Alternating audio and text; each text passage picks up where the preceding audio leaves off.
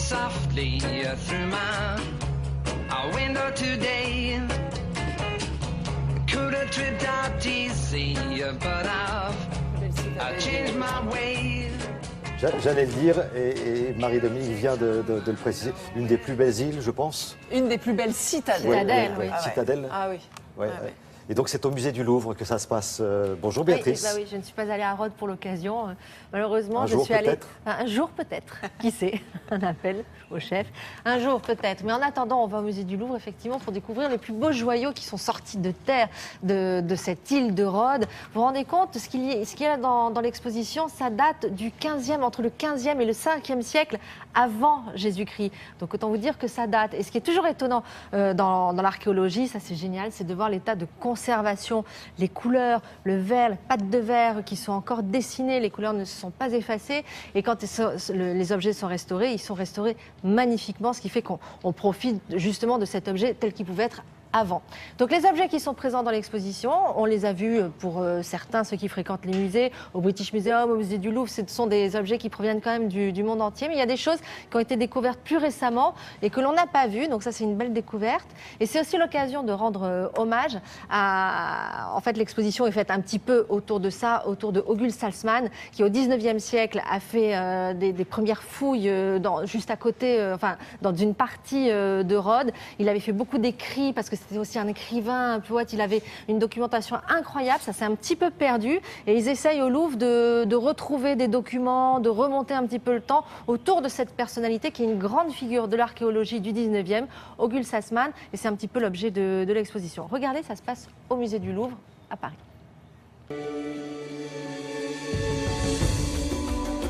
Zeus aurait fait tomber la pluie d'or sur Rhodes et Athéna aurait donné à Rhodes l'artisanat le plus remarquable.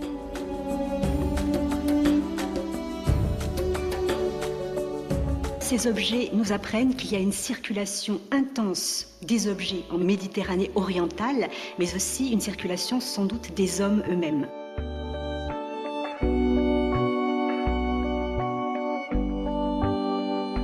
Dans les sanctuaires, mais aussi dans les tombes, on va trouver de petits objets précieux, avec des objets égyptiens, mais aussi égyptisants. Et on pourrait dire que l'art rhodien, c'est vrai, se nourrit de toutes ces influences, de tous ces objets venus des quatre coins du monde antique.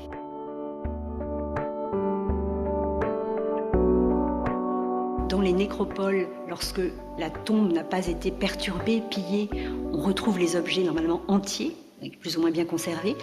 Et on trouve aussi des objets dans de nombreux dépôts votifs des sanctuaires. Ces dépôts votifs sont des sortes de poubelles sacrées aménagées dans le sanctuaire de la déesse Athéna. À Rhodes, non seulement on a trouvé un cimetière du XIe siècle, mais à l'intérieur de ce cimetière, une tombe particulièrement riche d'une toute jeune fille que l'on présente donc pour la première fois. Tous ceux qui ont participé aux fouilles de Rhodes, tous ces archéologues ont uni leurs efforts pour justement retrouver des milliers d'objets qui proviennent de ces dépôts votifs.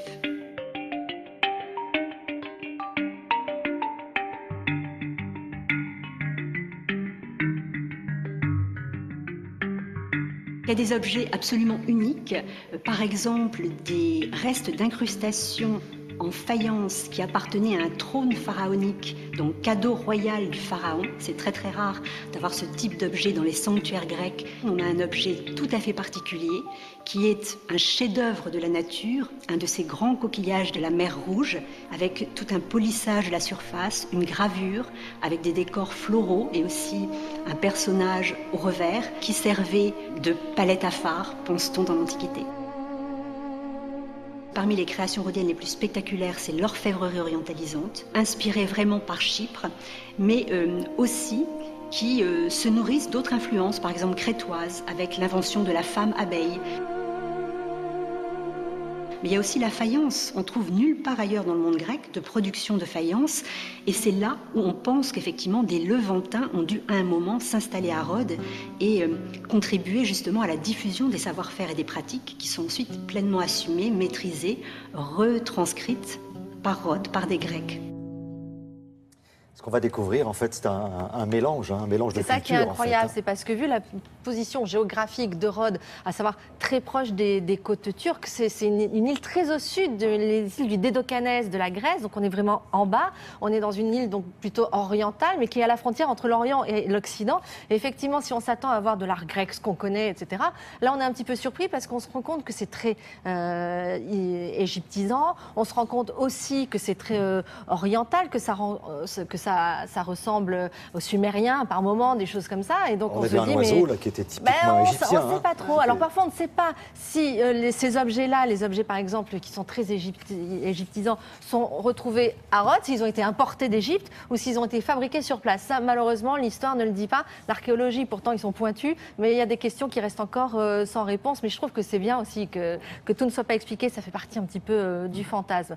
Donc, il y a beaucoup d'objets présentés dans cette exposition, magnifiquement conservés comme vous avez pu le voir. Et elle est à voir au musée du Louvre jusqu'au 9 février. Merci, jusqu'au Voilà. 9 février. Allez Voilà. rêver, vous avez jusqu'au 9 février pour découvrir Rhodes, une île grecque aux portes de l'Orient.